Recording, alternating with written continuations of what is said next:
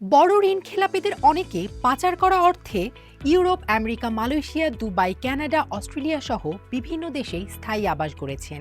বাংলাদেশ ব্যাংকের তথ্য বলছে মাত্র ৫,৭৭৫ গ্রাহকের কাছেই রয়েছে ৩ লাখ কোটি টাকার খেলাপি ঋণ। এই ঋণ খেলাপিদের মধ্যে এগিয়ে রয়েছে তৈরি পোশাক, বস্ত্র, চামড়া, জাহাজ নির্মাণ ও ভাঙার মতো উৎপাদনমুখী শিল্প খাত। আবার খেলাপির তালিকায় উপরের দিকে আছেন বাণিজ্যিক রাজধানী চট্টগ্রামের ব্যবসায়ীরা।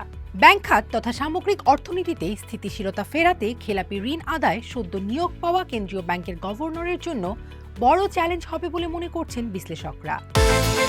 বিকাশ পেমেন্টে ১০,০০০ টাকার বেশি অফার, শপিং চলছে তো। ২০২৫ সালের সেপ্টেম্বরের শেষে দেশের মোট খেলাপি ঋণের পরিমাণ দাঁড়িয়েছে ৬,৩২,২৩৭ কোটি টাকা, যা মোট বিতরণকৃত ঋণের ৩৬.৩%। এর আগে ২০২৪ সালের ডিসেম্বরের শেষে খেলাপি ঋণ ছিল ৩,৪৬,৫৪৭ কোটি টাকা। অর্থাৎ এক বছরের ব্যবধানে খেলাপি ঋণের পরিমাণ প্রায় দ্বিগুণ হয়েছে। ঋণের আকার ভিত্তিক বিশ্লেষণে দেখা যায় ১ কোটি টাকার নিচে ঋণ নিয়ে খেলাপি হয়েছেন ৪৪,২৮,০০০-এর বেশি গ্রাহক, যাদের কাছে খেলাপি ঋণের পরিমাণ ৬১,৬৫১ কোটি টাকা। অন্যদিকে ১ থেকে ১০ কোটি টাকার ঋণ নেয়া ৩০,১০৪ গ্রাহকের কাছে খেলাপি ঋণ ১,৩০,৪৫৩ কোটি টাকা। ১০ থেকে ২০ কোটি টাকা ঋণ নেয়া ৬,৫৯৬ গ্রাহকের খেলাপি ঋণ ৮৫,০৪০ কোটি টাকা। সবচেয়ে বড় উদ্বেগের বিষয় হল ২০ কোটি টাকার বেশি ঋণ নেয়া মাত্র ৫,৭৭৫ গ্রাহকের কাছে রয়েছে ৩ লাখ কোটি টাকার বেশি খেলাপি ঋণ। এর মধ্যে ৫০ কোটি টাকার বেশি ঋণ নেয়া ২,২৭৩ গ্রাহকের কাছেই খেলাপি ঋণের পরিমাণ ১,৯২,৮৯৮ কোটি টাকা। এই শ্রেণীর গ্রাহকদের গড় খেলাপি ঋণ প্রায় ৮৫ কোটি টাকা, যেখানে ১ কোটির নিচে ১,৩৯,০০০ টাকা। খেলাপি ঋণের বড় অংশই শিল্প ও ব্যবসা খাতে কেন্দ্রীভূত। মোট ঋণের ৪৪% শিল্প খাতে বিতরণ করা হলেও এই খাতে খেলাপি ঋণের হার ৩৭.৫%। ব্যবসা ও বাণিজ্যিক খাতে খেলাপি ঋণের হার আরও বেশি, যা ৪৫.৬%। তৈরি পোশাক ও বস্ত্র খাতেও খেলাপি ঋণের উল্লেখযোগ্য অংশ রয়েছে।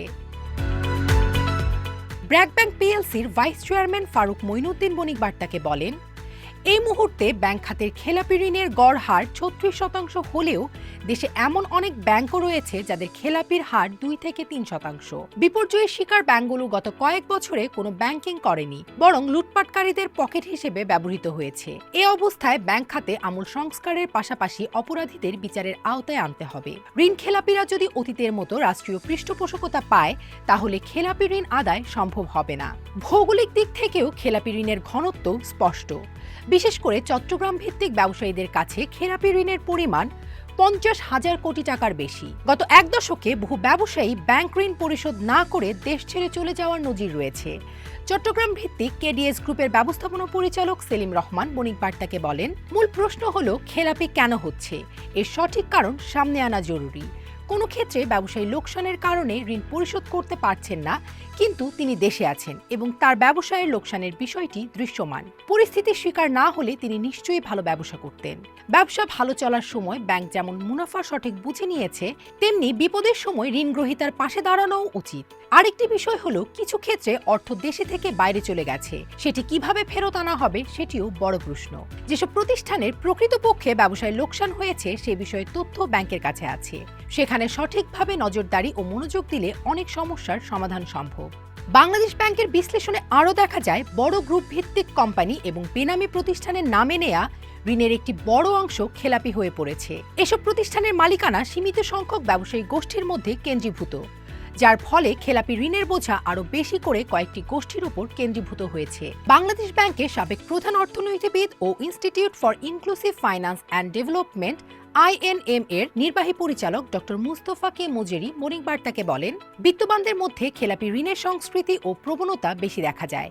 যেহেতু তারা বিত্তবান, সেহেতু তাদের ঋণ ফেরত দেওয়ার সক্ষমতাও রয়েছে, কিন্তু ক্ষমতার অপব্যবহারের মাধ্যমে তারা ঋণ ফেরত না দেওয়ার অপসংস্কৃতি তৈরি করেছে। হয়তো তাদের মধ্যে কিছু গ্রাহক আছেন যারা পরিস্থিতির শিকার, কিন্তু বেশিরভাগই ইচ্ছাকৃত ঋণ খেলাপি। ফলে তাদের কাছ থেকে খেলাপি ঋণ আদায়ে কঠোর পদক্ষেপ গ্রহণের দ্বিধা থাকার কথা না। খেলাপি ঋণের এই অস্বাভাবিক বৃদ্ধি ব্যাংক খাতের স্থিতিশীলতা, বিনিয়োগ প্রবাহ এবং সামগ্রিক অর্থনীতির জন্য বড় ঝুঁকি তৈরি করেছে। উৎপাদনমুখী শিল্পের বড় অংশ ঋণ পরিশোধে ব্যর্থ হওয়ায় কর্মসংস্থান, বিনিয়োগ এবং আর্থিক প্রবাহে নেতিবাচক প্রভাব পড়ছে। ফলে ব্যাংক খাতের সুস্থতা ফিরিয়ে আনতে খেলাপি ঋণ নিয়ন্ত্রণ ও আদায় এখন দেশের আর্থিক ব্যবস্থার অন্যতম প্রধান চ্যালেঞ্জ হয়ে উঠেছে।